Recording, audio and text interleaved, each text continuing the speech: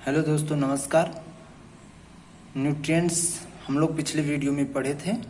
अगला न्यूट्रिएंट्स है vitamins. Vitamins एक न्यूट्रिएंट्स है और इसके बारे में जानते हैं। पहला पॉइंट है नॉट सोर्स ऑफ एनर्जी, मतलब अभी तक हम लोग देखे थे कार्बोहाइड्रेट न्यूट्रिएंट्स, सब प्रोटीन न्यूट्रिएंट्स था, तो उससे हम लोगों को एनर्जी प्राप्त हो रही थी, यानी उससे कैलोरी मिलता था, एनर्जी मिलता था, ऊर्जा मिलती थी, खाने पर उसको ऊर्जा मिलती थी।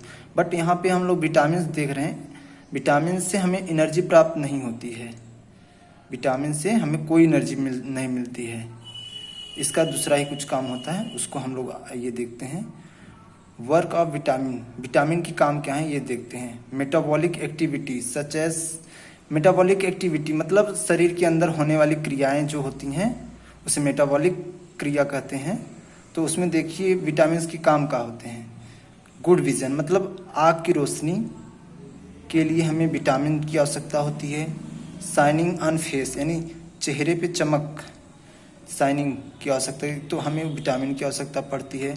और बोन स्ट्रांगनेस, ये तो मिनरल्स के कारण होते हैं, मिनरल्स के कारण होता है बोन का स्ट्रांगनेस। और भी हैं विटामिन के कारण जो हम लोगों को विटामिन के काम होते हैं। जैसे अभी हम लोग जानते हैं एंटीबॉडी, एंटीबॉडी जो हम लोगों की बनती है विटामिन सी के कारण बनती है।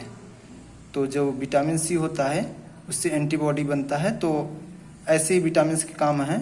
तो आइए हम लोग एक एक करके सभी विटामिन के काम देखते हैं, क्या क्या होता है विटामिन के बारे में। तो विटामिन मोस्टली 2 टाइप्स, विटामिन जो होते हैं 2 प्रकार के होते हैं। और कौन कौन से हैं देखते हैं। देखिए विटामिन को 2 भाग में बांटा गया है। पहला तो वाटर सॉल्युबल, मतलब जो पानी में घुल जाने वाले विटामिन, और फैट सॉल्युबल मतलब फैट वसा में घुलने वाले विटामिन। तो देखते हैं पहले वाटर सॉल्युबल विटामिन का मतलब क्या होता है।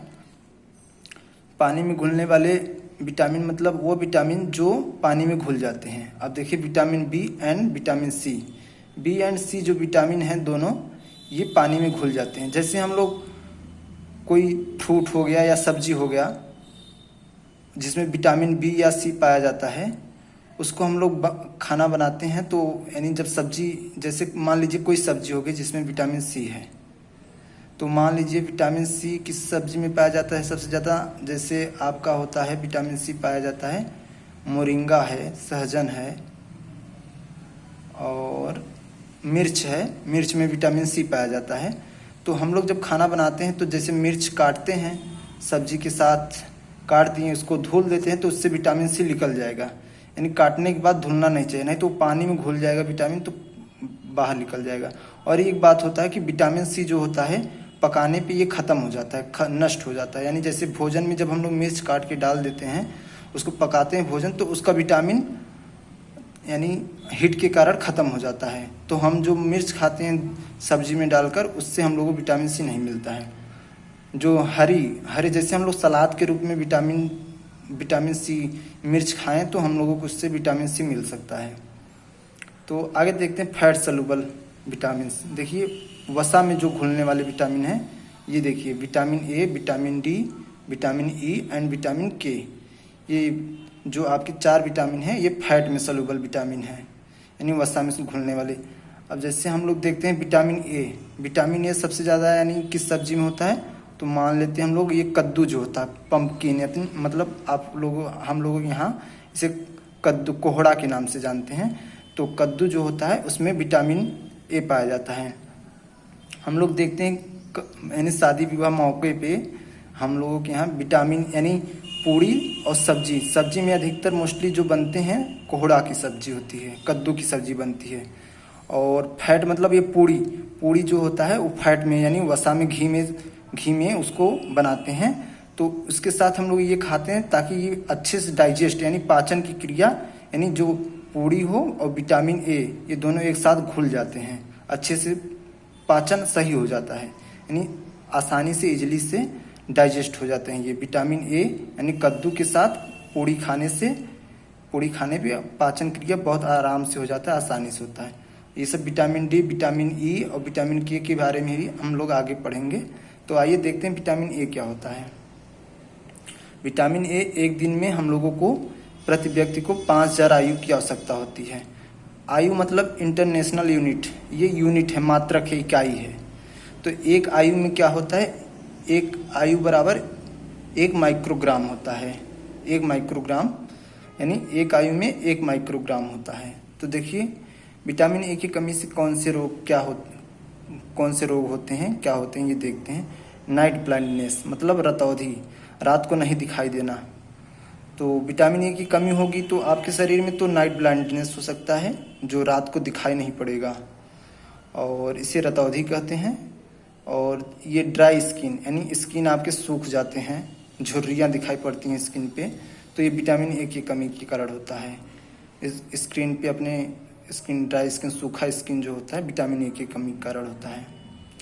तो वही होता है जो नाइट ब्लाइंडनेस है। तो पहले ये सब समस्याएं बहुत ज़्यादा थी नाइट ब्लाइंडनेस की, परंतु अब इस समय ये सब समस्याएं देखने को ज़्यादा नहीं मिलती हैं। तो उस समय इसको नाइट ब्लाइंडनेस को दूर करने के लिए विटामिन ए का मार्केट से टैबलेट भी मिलते थे, और विटामिन ए मछली के तेल से प्राप्त होता था। तो इससे गांव वालों ने ये मछली के तेल से इससे दूर यानी नाइट ब्लाइंडनेस को दूर करते थे, उसका यानी यूज करते थे मछली के तेल का, जिससे नाइट ब्लाइंडनेस दूर हो जाता था। अब देखिए vegetables are rich in vitamin A then fruit, यानी विटामिन ए सबसे ज़्यादा सब्जी में पाया जाता है। फ्रूट की अपेक्षा विटामिन ए सब्जी में ज़्यादा पाया जाता है। फ्रूट से ज़्यादा विटामिन नहीं मिलता है, वेजिटेबल से ज़्यादा विटामिन मिलते हैं। देखिए कौन कौन से वेजिटेबल हैं जिससे विटामिन ए हमें मिलते हैं। तो ये कैरेट एक है, कैरेट मतलब गाजर, कैरेट से विटामिन ए मिलते हैं। और एमरंथस मतलब चौलाई जो होता है, चौलाई से हमें विटामिन ए मिलता है। मस्टर्ड लीफ मतलब सरसों की पत्ती होती है, उससे भी खाना यानी सब्जी बनाया जाता है, तो इससे भी हमें विटामिन ए मिलता है। ठीक। और ये फल, कौन से फ्रूट से विटामिन ए मिलते हैं इसे जानते हैं। मैंगो है, मैंगो से 4800 आयु पर 100 ग्राम, मतलब 100 ग्राम आम खाएंगे तो 4800 आयु हमें विटामिन ए प्राप्त होगा। और पपाया मतलब पपीता से भी हम लोग विटामिन ए मिलता है। तो 100 ग्राम पपीता खाएंगे तो 2020 आयु, इंटरनेशनल यूनिट, आयु मतलब यूनिट है, इंटरनेशनल यूनिट है, तो 20,000 आयु प्राप्त होता है विटामिन ए। आपको यह जानकारी कैसी लगी हमें ज़रूर कमेंट शेयर में बताएं, और हमारी कमियों को दूर करने के लिए हमें हमारा सहायता करें, सहयोग करें, हमको बताकर हमारी समस्याओं को दूर करें। धन्यवाद।